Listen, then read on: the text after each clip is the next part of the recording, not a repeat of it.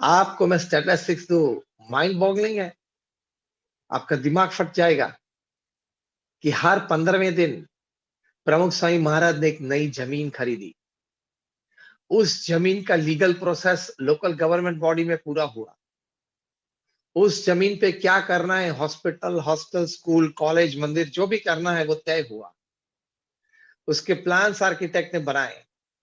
इस बाजू fund raising चालू हुआ, फंड रेजिंग पूरा हुआ। उस बाजू ये प्लान्स बने तो वो लोकल गवर्नमेंट अथॉरिटीज से पास हुए। फिर ग्राउंड ब्रेकिंग सेरेमनी हुआ,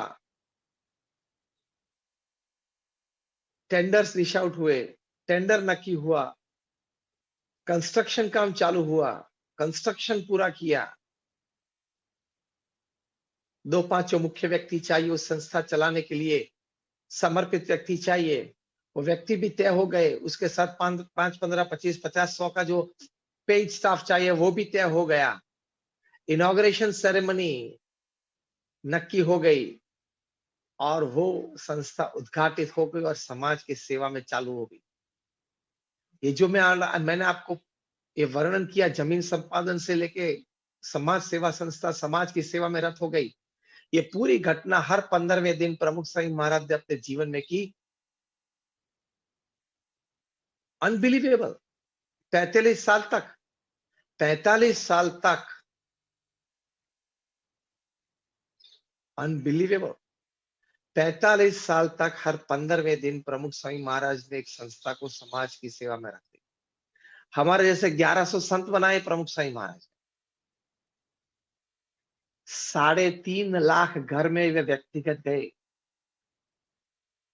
वहां लोगों को निर्व्यसनी करने के लिए, संस्कृत करने के लिए, बच्चों को पढ़ाई के लिए भेजी, उसकी प्रेरणा देने के लिए उस घर को पावन किया। 7.5 लाख से ज्यादा पत्र प्रमुख स्वामी महाराज ने पढ़े और उसके उत्तर दिए। दुनिया के 18,000 गांव और शहर में वे घूमे, बड़े बड़े महोत्सव मनाए। प्रमुख स्वामी महाराज ने अपने जीवन में इतना बड़ा कार्य किया, शून्य से सर्जन किया। 5वीं कक्षा सिर्फ पढ़े थे, लेकिन 1100 में से आज 150 से भी ज्यादा संत बॉर्न अमेरिकन और ब्रिटिश सिटीजन हैं। उनमें से 50 से भी ज्यादा संत Oxford, Stanford, Carnegie Mellon, Yale और ऐसी प्रतिष्ठित संस्था से पढ़े हुए हैं। तो ये कैसे हो सकता है? तो इतनी बड़ी सिद्धि उन्होंने जीवन में प्राप्त की। उनके जीवन में कार्य संबंधी अभिगम क्या था, जिसको हम एटीट्यूड द मास्टर की फॉर वर्क, हमारा प्रोफेशन, हमारा वर्क, हमारा व्यापार, उसमें हमें किस प्रकार के अभिगम रखने हैं जो हमारे लिए मास्टर की बन जाए सफलता के लिए, वो हम देखते हैं। प्रमुख स्वामी महाराज ने भी ये पुरुषार्थ करके इतनी बड़ी संस्था को यूनो तक पहुंचाया उनके जीवन में। तो एक और अभिगम इसमें ये ऐड करना है जो आपके लिए मास्टर की है स्थिरता के लिए। वो क्या अभिगम है? वो जो व्यापारी मेरे से ज्यादा माल बिकाता है और काम करता है और सफलता प्राप्त करता है और पैसा कमाता है, वो उसका भाग्य है, उसका पुरुषार्थ है और भगवान की उस पर कृपा है। मैं जो माल बिकाता हूं, मैं जो काम करता हूं, मैं जो पैसे कमाता हूं, वो मेरा पुरुषार्थ है, मेरा भाग्य है और मुझ पे जितनी भगवान की कृपा है उस नतीजे से ये प्राप्त होता है। He is he, I am I. वो है, मैं ये हूं। वो अपने रास्ते पे है, मैं अपने रास्ते पे हूं। चलो वो मर्सिडीज घुमाता है, मेरे पास हुंडई है, बराबर, वो अपने मर्सिडीज में खुश है, मैं अपनी हुंडई में खुश हूं। ये अभिगम, दिस इज एटीट्यूड। वरना तो पूरी जिंदगी रोते रहोगे, पूरी जिंदगी आप दुखी होते रहोगे कि उसके पास है और मेरे पास नहीं। एक बहुत बड़ी बात एक बड़े विचारक ने बताई है, that the greatest agony in the heart of the 20th century man, सबसे बड़ा दुख व्यक्ति को क्या है? सबसे बड़ा दुख व्यक्ति को क्या है? उसके पास है और मेरे पास नहीं।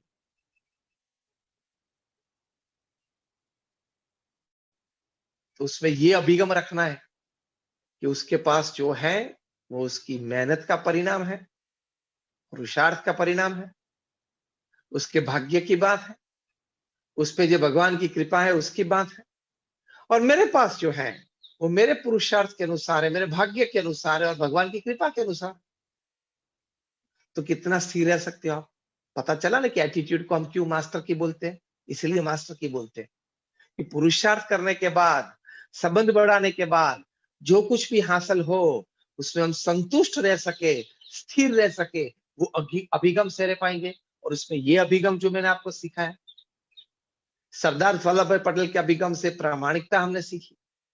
प्रमुख स्वामी महाराज के दृष्टांत से हमने किसी का भी अहित हो ऐसा कभी विचार नहीं करना चाहिए, वो अभिगम सीखा।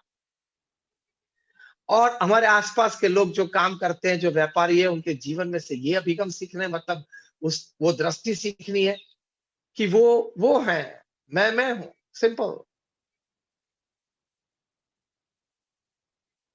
तो ये कार्य संबंधी अभिगम आपको रखना है, वरना आप हमेशा तनाव में रहेंगे, वरना आप हमेशा डिप्रेशन में रहेंगे, वरना आप हमेशा दुखी रहेंगे, पूरी जिंदगी रोते रोते काटेंगे।